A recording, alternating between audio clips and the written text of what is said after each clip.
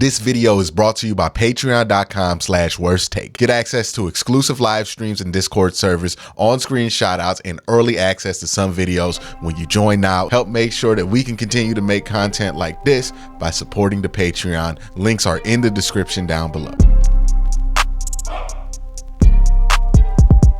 Hey, what's up, and welcome to Hot Takes, where I react to your hot takes and see what the comment section is out there. See what the word is out there from y'all. So let's look at the comments. We're going to start with this one from the Andrew Berry is proving himself to be one of the best GMs in football video. First comment comes from my guy Logan, who says, I would like the run the damn ball, fire Stefanski and AB crowd of people to come out of retirement and get in touch with AB at this point in the season. I see what he has to say about that. I imagine the response would be something along the lines of, what are you talking about, running the damn ball with this 10 and 5? Yeah, I mean, people are always going to go to what works at the end of the day. So I think people just want the Browns to be a good team. And if that means that individually their takes are wrong, I think people are willing to accept that for the most part. The next question comes from Dream Slayer, who says, is Flacco a Hall of Famer if he takes the Browns to the Super Bowl and if he wins the Super Bowl? This is a sneakily intriguing question, because before all of this, if somebody asks you if Joe Flacco's a Hall of Famer, I mean, like, he's not, right? Like, he has not been talked about as a Hall of Famer, not at all a first ballot, right? Like, not the way that we talk about the other guys in his class, like Ben and everybody else. So you would be more inclined to put him in that Matt Ryan class. Like, instead of an MVP, he has a Super Bowl MVP. So he's kind of in that class of quarterback. And I wonder, like, if Matt Ryan won the Super Bowl that year, would that have put him in an MVP? Would that have put him in the Hall of Fame? And if Joe Flacco gets 2, does that put him in the Hall of Fame off the strength of those 2 runs? And I think it does, because we overrate how important longevity is to a Hall of Fame candidacy. Like, at the end of the day, most players get to the Hall of Fame off the strength of a good 3-year run.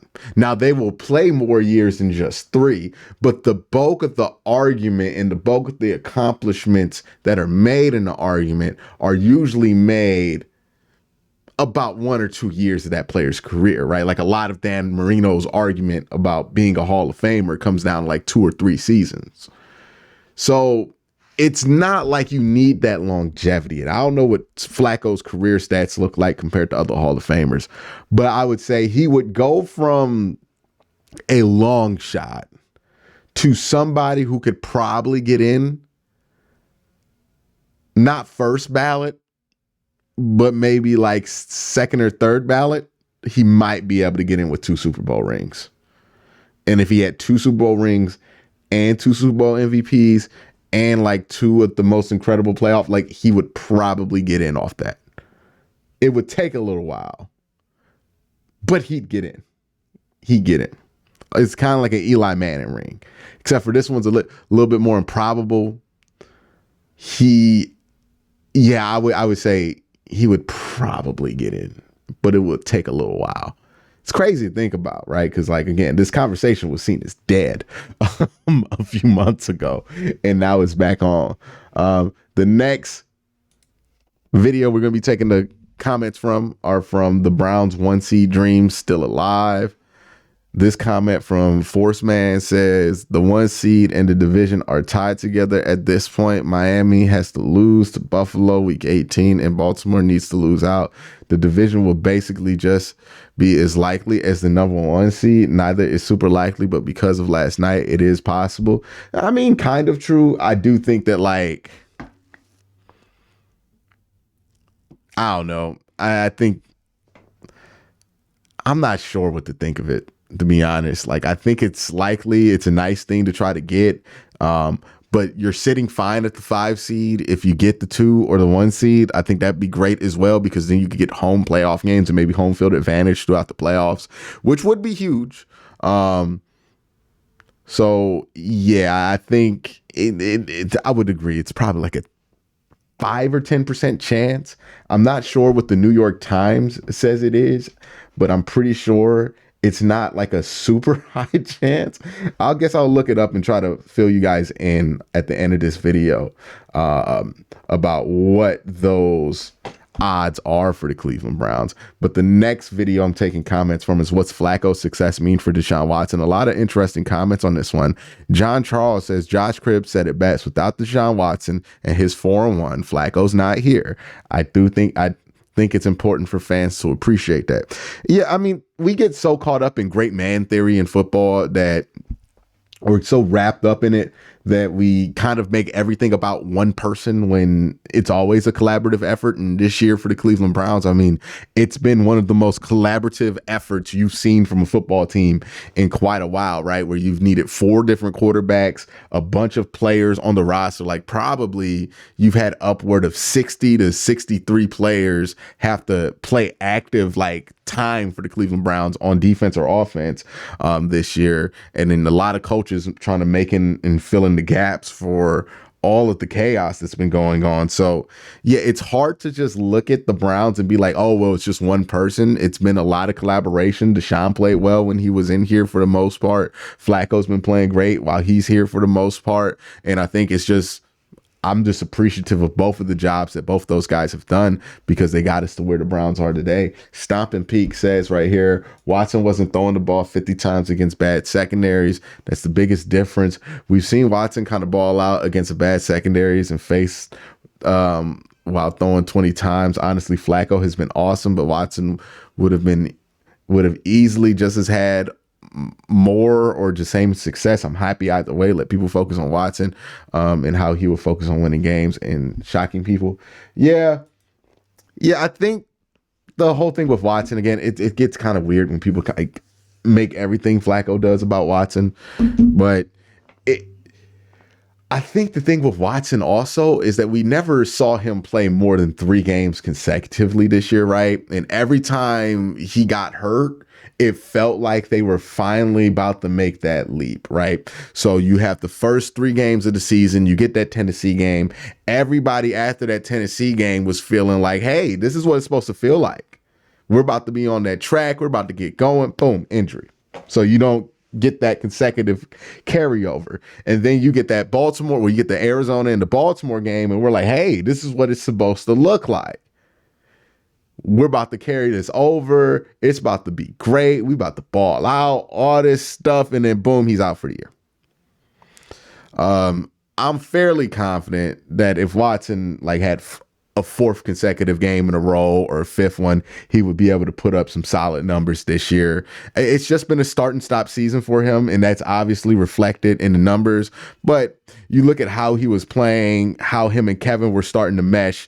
They're not that far from figuring this whole thing out and having it look as seamless as it does with Joe Flacco in there. And it's worth pointing out that Joe Flacco has looked significantly better after his 3rd start than before it, right? The interceptions haven't been as inexcusable. The turnovers haven't been as high. He's looked significantly better post 3rd start with the Cleveland Browns, because it just takes a little while to get everybody going on the right track and get this thing rolling downhill like you want to.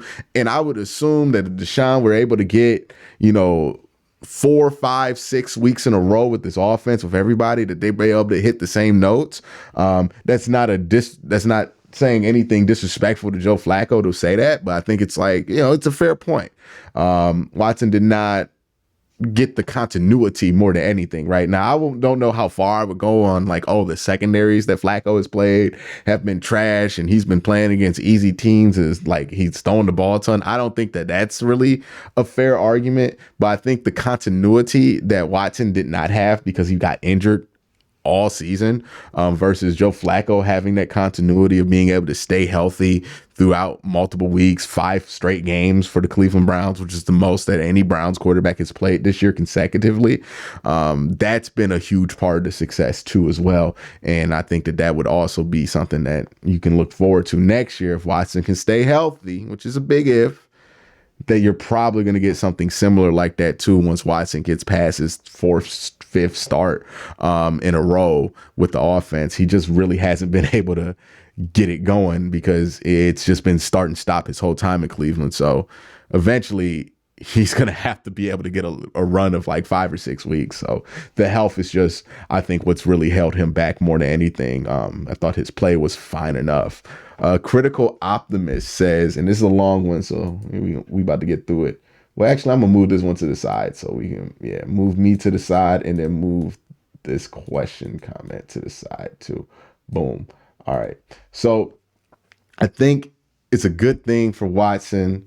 Let me switch it up so y'all can, so I'm not looking at the wrong thing too. Boom. Right here like this. All right. I think it's a good thing for Watson. I think the good thing for Watson is that he is getting a glimpse of what Stefanski's system can produce with a quarterback who knows how to run it. If he can improve his mechanics, reading the field and making anticipated throws as Flacco does, the sky is the limit. The problem is that Stefanski needs to cater to Watson's strengths, and he cannot expect Watson to change for his system. The point of tension is precisely why Stefanski is a questionable fit for the coach of this team. Yes, we're the right quarterback. He's a great coach, but with those few and far between, the great if is if Watson can train to play like Flacco, but the team cannot expect that for Stefanski to catch 22. Okay. All right. Critical Optimist. Appreciate the comment. I think we're overthinking this. I think you're overthinking this, to be honest with you. I think a lot of people are overthinking this. And even myself, I catch myself overthinking this, right? Because a lot of this assumes that the offense was completely garbage with Watson in there. Not true.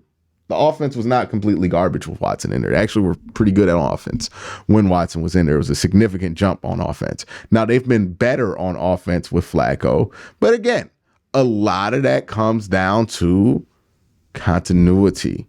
Flacco's been healthy for 5 weeks of games.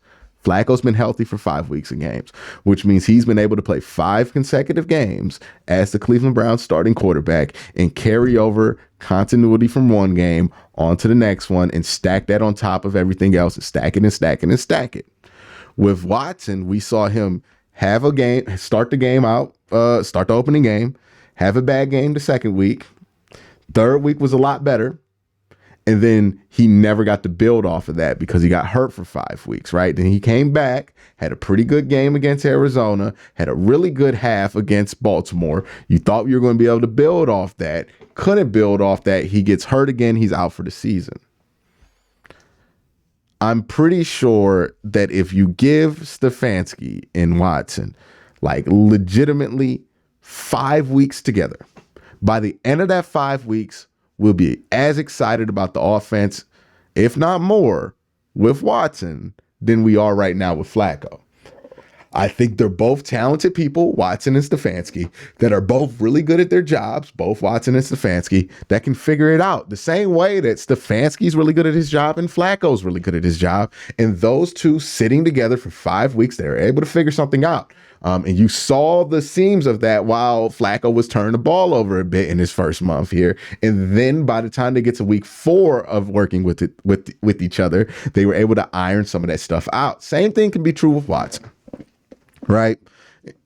I think they were figuring things out with each other. There was some awkwardness here or there with Watson in the system, but they were very close to working this thing out, figuring it out and playing, some really good football versus one of the best teams in the NFL and beating that team.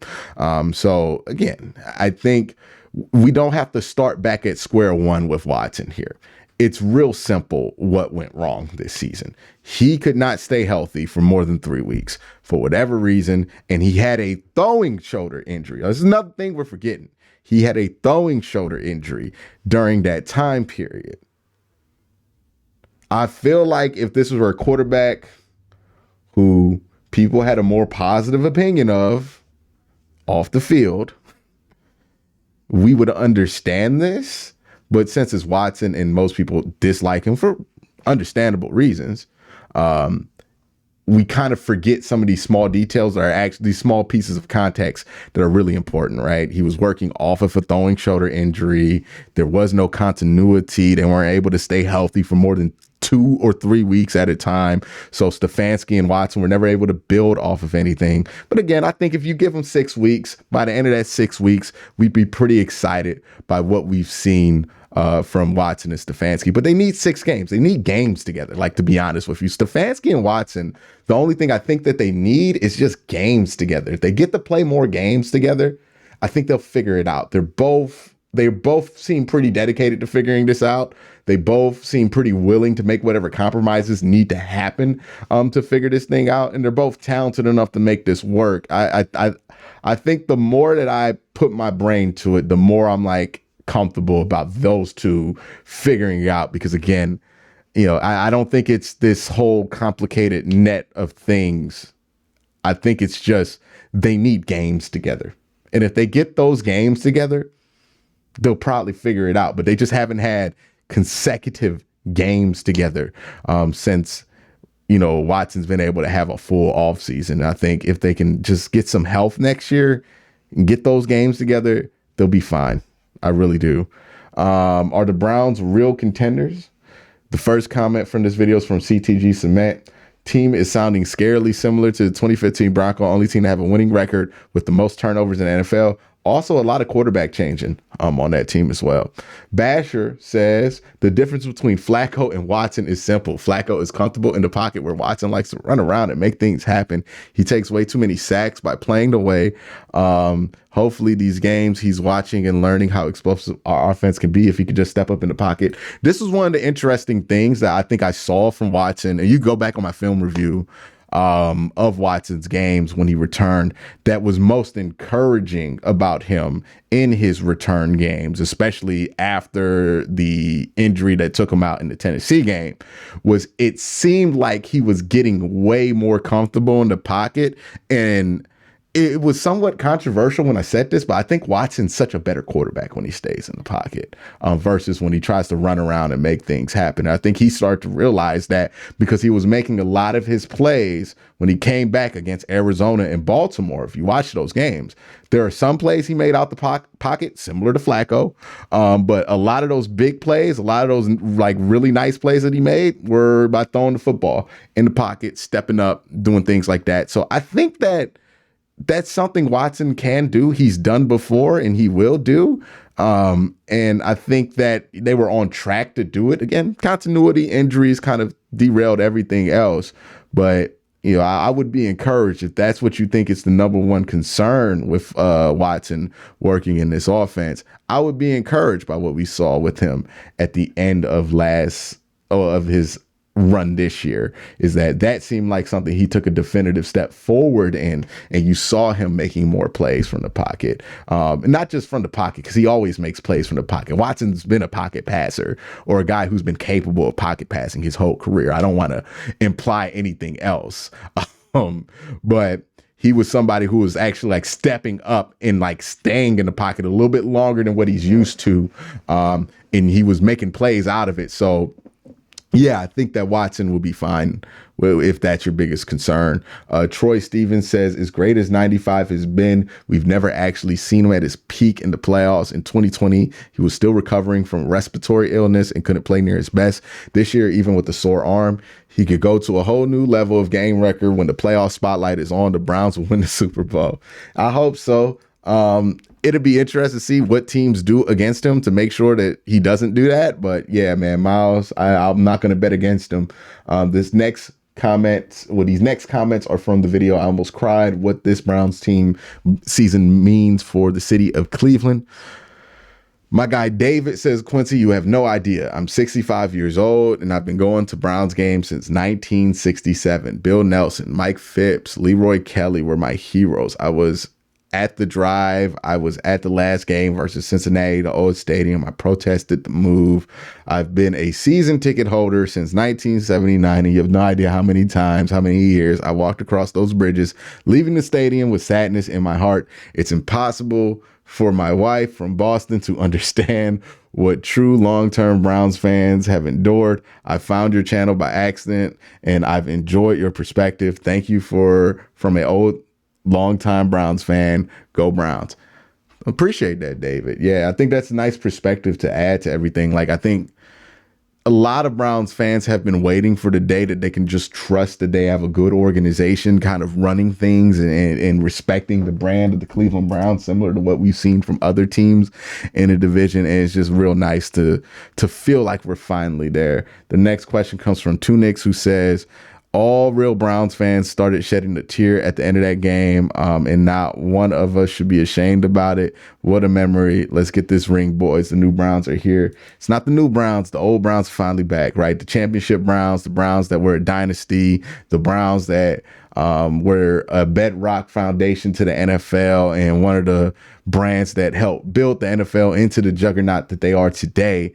That's the Browns legacy that we're continuing to build upon, and that's the one that we kind of didn't build upon well when, during the expansion era. So it's about reclaiming that Browns name and being the old Browns, which is the Browns that were one of the most historic franchises in the NFL. But again, thank you for the comment. Everybody, appreciate y'all for hanging with me, listening to me. Y'all have a great day. Have a better night. Peace.